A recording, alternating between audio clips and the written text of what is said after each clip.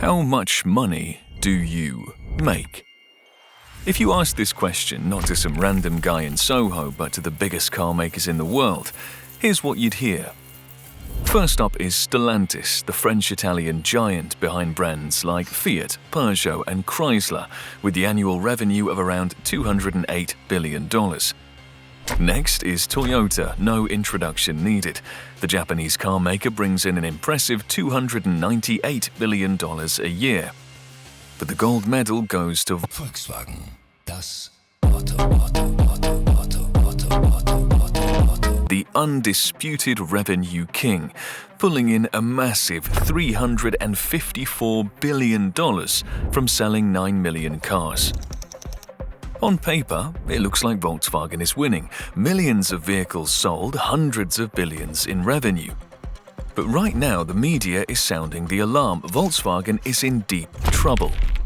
Actually, it might be even worse than it sounds. Think of a crisis, calamity, or even earthquake.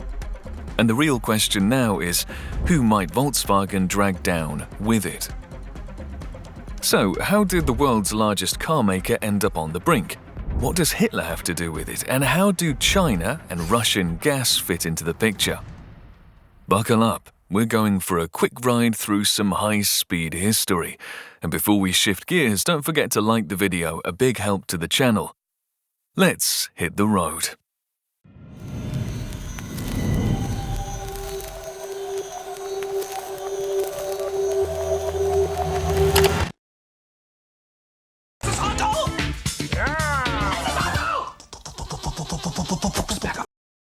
You heard about Hitler's plan?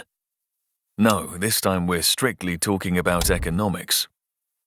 Coming to power in 1933, the Nazi Party had a huge crisis on their hands, but Hitler had one specific idea on his mind. He wanted for as many Germans as possible to own a car, a part of a bigger plan called the Volksprodukt, literally the people's product. Shouldn't have Germans have a ton of cars by then? They're the ones who invented them. Carl-Benz built the first combustion engine vehicle way back in 1886. Surprisingly though, cars remained somewhat rare in Germany. In 1928, 5 years before our story begins, there was only one car per 102 citizens, compared to France with 1 per 33, Britain around the same with 1 for 30, and the US, then the auto industry's heavyweight with its 1:5 ratio. All thanks to Uncle Ford's assembly line. Germany's numbers seem modest when compared to industrial powerhouses like the US or Britain. The real contrast is with the Soviet Union, just one car for every 7,000 people at the time. If in the USSR a car was as mythical as a unicorn, in Germany it was at least a tangible luxury, out of reach for most but definitely real.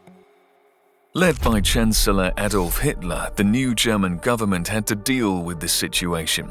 He was obsessed with an idea of industry-led growth. Barely 2 weeks in office, on February the 11th, 1933, the Führer appeared at the opening of the International Berlin Motor Show to announce his promised program.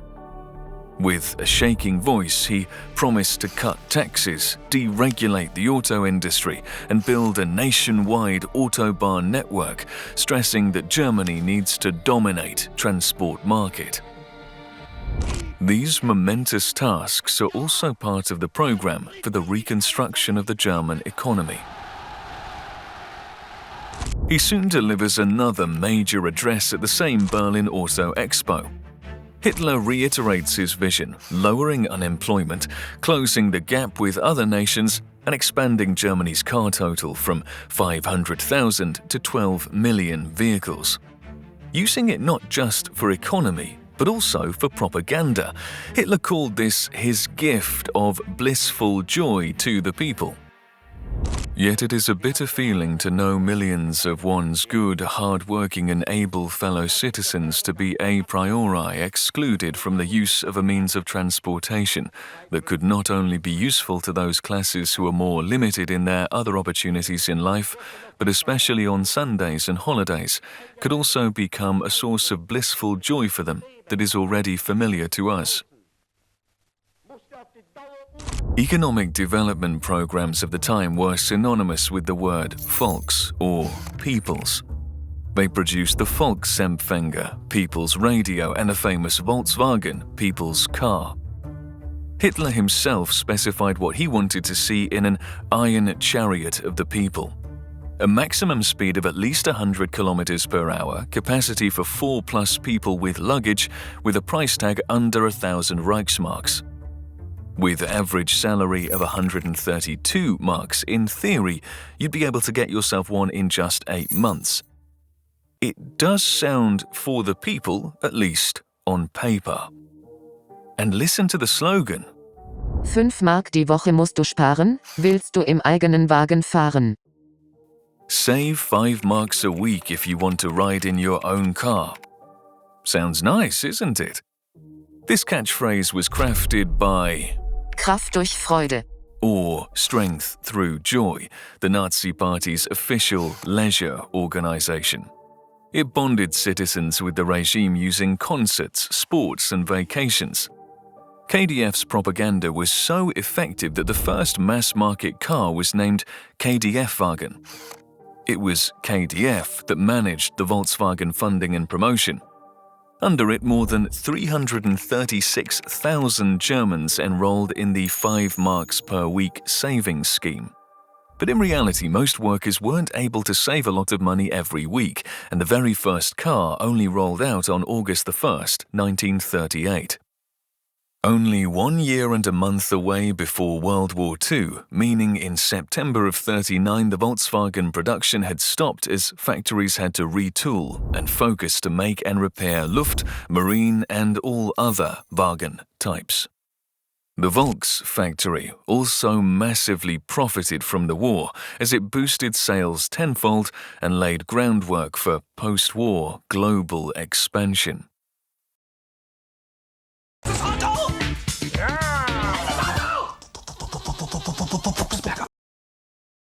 You could say Volkswagen got off easy as only 10% of its factories were destroyed during the Big War.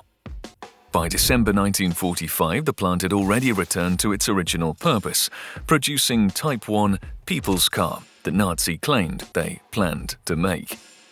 In the first post-war years, the British controlled the factory and decided to earn themselves some foreign cash through car exports, and so, in 1947, the German auto industry made its first ever export shipment, thus marking the beginning of Volkswagen's global expansion. 2 years later, the British handed control back to German hands. Volkswagen increased production up to 4,000 vehicles per month. While comparisons to pre-war output are impossible as production then was just ramping up, the scale becomes clear when you put it like this. Already in 1949, half of all cars in West Germany were made Volkswagen, with most destined for export. For Germany then, Volkswagen became what oil and gas are to Russia today, the primary source of foreign currency. Over the next decade, the company solidified its export dominance, reaching Europe, Brazil, Africa, and even the US. By 1967, Volkswagen was still producing the same single model, the Type 1, now universally known as the Beetle. Though its design remained unchanged from Hitler's original Strength Through Joy KDF car. Next came another hit, Type 2, better known as the iconic hippie bus, aka the Mystery Machine from Scooby-Doo. But relying on just 2 models proved unsustainable, while Ford and Opel have gained ground. Volkswagen made its move by acquiring New Capacity, a company now known as Audi. This acquisition was far from the last, of course. In the 1990s, the group continued absorbing independent automakers into its empire. Skoda, Lamborghini, Bugatti, and Bentley.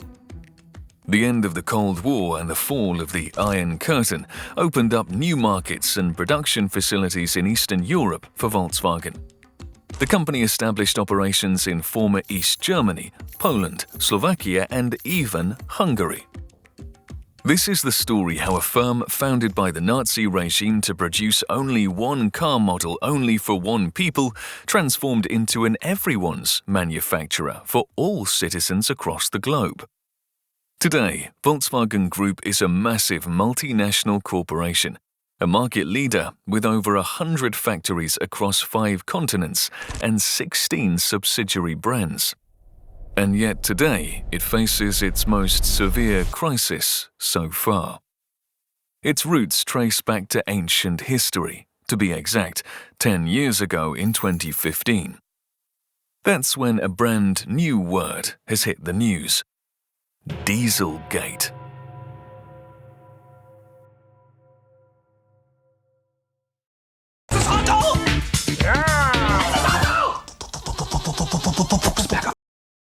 Starting with the infamous Watergate, every major political scandal since then is given a gate suffix by the media.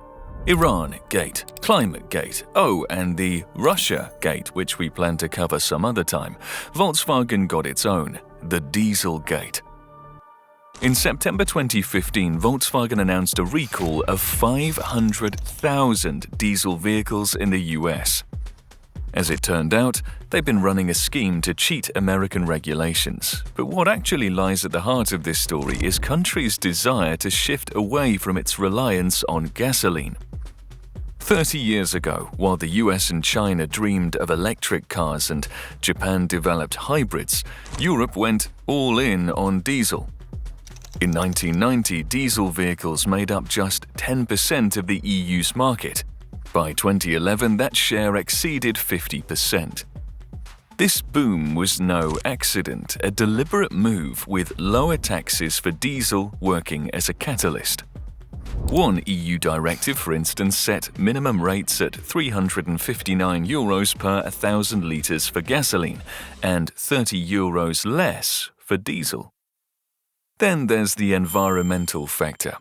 Diesel engines offered 20 to 30% better fuel efficiency than gasoline, making the tax advantage even more significant in practice. They also emitted less carbon, hydrocarbons, and CO2, at least on paper. It sounds so good. How come the whole world hasn't switched for diesel already? All right, the inconvenient truth then.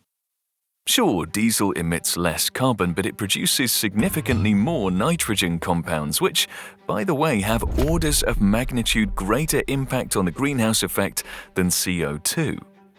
To minimize that, car engines need catalytic converters, essentially a mesh of precious metals inside the exhaust system, designed to trap these harmful emissions. Governments set strict limits on nitrogen oxide emissions per kilometer. The US rule was crystal clear. Car makers must keep nitrogen exhaust below 0.04 grams per kilometer. So, what forced Volkswagen to recall hundreds of thousands of vehicles and suffer billions in losses? We're almost there. Before releasing a car model to any country's market, automakers have to comply with a slew of regulations, including said emission limits. Typically, the tests are conducted in lab conditions, and Volkswagen ones passed with flying colors. All clear until a US non-profit decided to retest the emissions not in a sterile lab, but on real roads under actual driving conditions. The results were damning. Tests revealed that the cars exceeded the legal limit up by 40 times. You can see the results on the screen. How did they pull it off? The investigation into engineering, which spanned several years, uncovered a scheme so sophisticated you'd expect it in a James Bond movie. Every car has an engine control unit, ECU, that manages everything from air intake to fuel injection to spark timing. By adding data points like steering angle, speed, and even atmospheric pressure, the car could detect whether it was being tested in a lab or driven on the autobahn.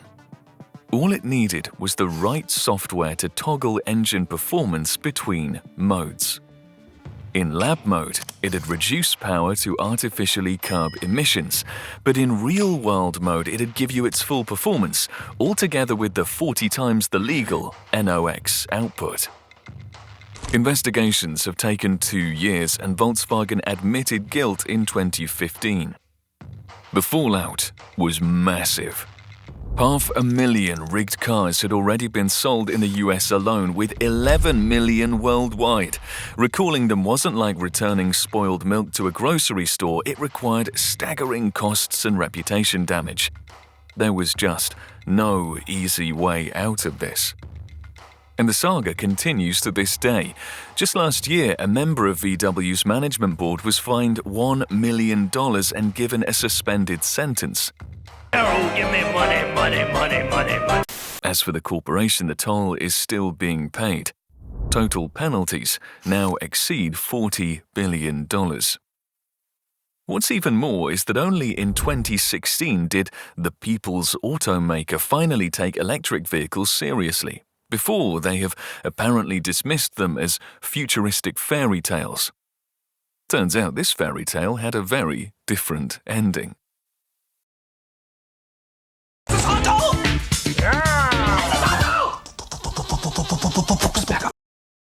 It's been just a decade ago when mass electric vehicles seemed like a pipe dream for futurists, and only about 200,000 existed worldwide. But in the past 10 years, the amount of EVs globally has grown to 28.2 million, and that's only legit electric vehicles, not counting hybrids. By the way, which country do you think has the most electric iron chariots on its roads? Not too long ago, most would say the US, given recent green tech obsession and Tesla's massive marketing. But today, everyone knows it's China, our old acquaintance, with a massive 57% of all EVs, all the result of China's characteristic long-term planning. Very long-term. In 2001, way back, China's Ministry of Science and Technology launched Program 863, outlining this number of key projects. The Chinese approach is unique. They think in terms of lines. You can remember the 3 red lines policy from our video about China's mortgage crisis. The program also established 3 lines, with vertical representing different vehicle types, hybrids, battery EVs, and hydrogen fuel cell EVs. Supporting these were 3 horizontal lines of enabling technologies, batteries, electric motors, and control systems. Already by 2009, it became clear that money wasn't just accumulating in local officials' pockets. They brought about results, and actual market-ready technologies had emerged. That same year, the Chinese government began subsidizing EV purchases, first kick-starting their domestic market. So it turns out the true champion in climate effort isn't Europe or the US, it's China, of all places. Through systematic efforts to phase out gasoline, Volkswagen lost its top-brand position in China for the first time since 1985. Local automaker BYD took its place, a native company specializing in 2 of the 3 vertical lines, hybrids and electric vehicles. This was terrible news for Volkswagen, which had sold 3.2 million vehicles in China, nearly a third of its global sales. Over the past decade, Volkswagen Group's Chinese profits were nearly halved, while its market share steadily eroded from 20% to 14.5%. The decline isn't accidental. First, subsidies. Beijing heavily subsidizes domestic EV production. The government might cover 20% of a purchased vehicle, with buyer paying the rest 80%. Naturally, these benefits primarily favor Chinese manufacturers, even though Volkswagen also has Chinese production. A 2022 EU report noted that they received just €100 million in subsidies, while homegrown BYD got $1.4 billion. Second, cars have become full-fledged tech devices. Modern vehicles are no longer just transportation, they're feature-packed gadgets comparable to smartphones. With vehicle intelligence becoming a key factor for consumer purchase decisions, automakers need to leverage different strategies for different tech features. If your software can't keep up with seasoned Chinese consumers and on top of that keeps getting delayed, for sure your competitiveness is going to take a hit. Looks like the Germans forgot their original people's car concept, that every working person should be able to afford one. While Volkswagen neglected budget vehicles, Chinese manufacturers kept finding new ways to make their cars cheaper each year. Price market is a reflection of the outcome. Volkswagen's most affordable model starts at 120,000 yuan, while Chinese competitor BYD automatically undercuts this by 20,000 yuan. Factor in China's additional 24,000 yuan subsidy for domestic electric vehicles, and the choice becomes glaringly obvious for consumers. Even worse, the problems weren't limited to China. Volkswagen's home European market also started causing serious headaches for the automaker. Just like with China, there are layers to this. Even today, the market still hasn't fully recovered from the pandemic. While Europeans bought nearly 16 million new cars across all brands in 2019, that number dropped to just 13 million in 2023. This downward trend hit our protagonists especially hard. The group's sales fell by 500,000 vehicles during the period. In addition, in Russia, where Volkswagen previously sold 200,000 cars annually, sales plummeted to zero after the war began. We'll discuss that a bit more at a later time. Okay, back to Europe. The sluggish demand, as you might guess after watching our videos, stems largely from interest rates. In mid-2022, when inflation started rising in the Eurozone, the European Central Bank, like others, began aggressively hiking rates. Within a year, they reached a staggering 4.5%. Oh, come on, 4.5%. You're telling me that's high. Hold my beer, fellow Europeans. I mean, sure, developing nations may be accustomed to constant currency devaluations and double-digit inflation, but the Eurozone has enjoyed near-zero interest rates and minimal inflation for the past decade. That's why European headlines may seem bizarre with numbers like 2.3% inflation, time to worry? Jokes aside, the ECB's unusually tight monetary policy by European standards for sure played a role in reducing customers' purchasing power.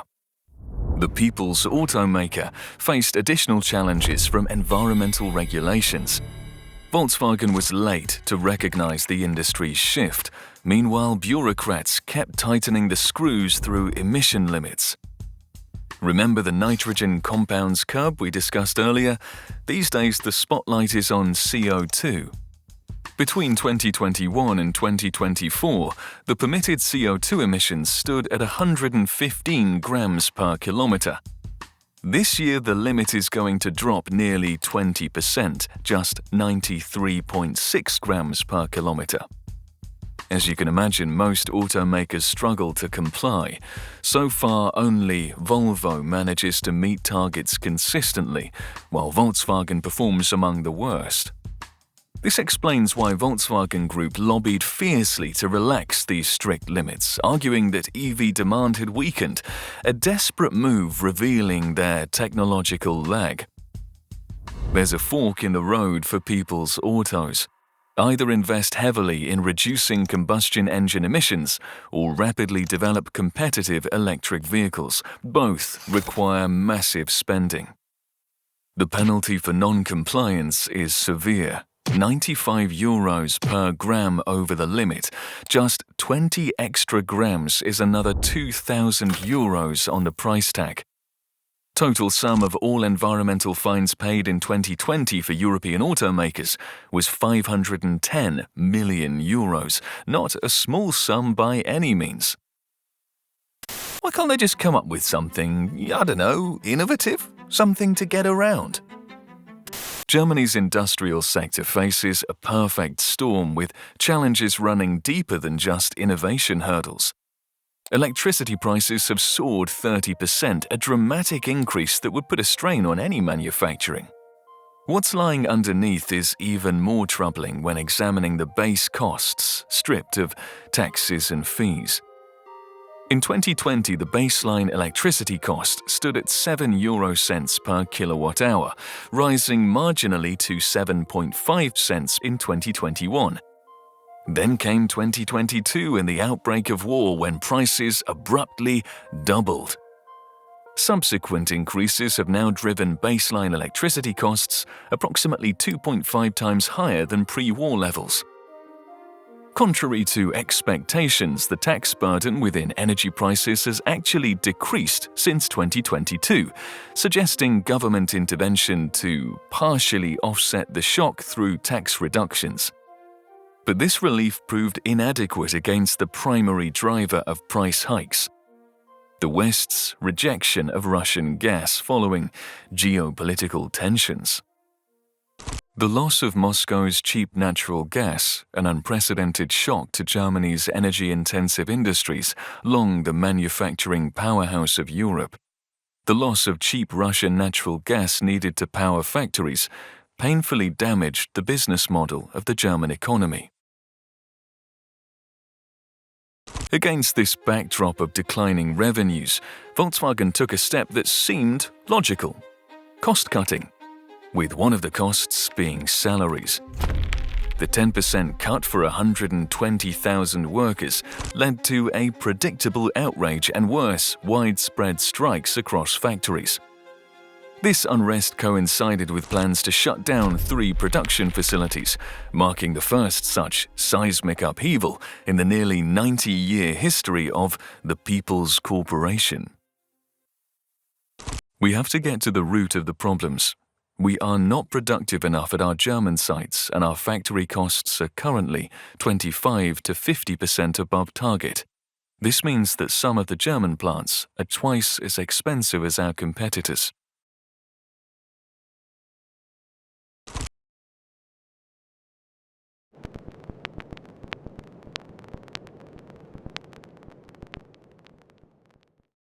You know the saying, when it rains, it pours. Interest rate hikes, strict environmental regulations, soaring energy prices, and intense Chinese competition all hit at the same time. Germany never benefited from oil wealth like some nations, instead relying on technological excellence as its competitive advantage. This advantage eroded significantly over 20 years as China has caught on investing in its own R&D. China achieved more than just entering the electric vehicle market. It mastered how to produce EVs at radically lower costs.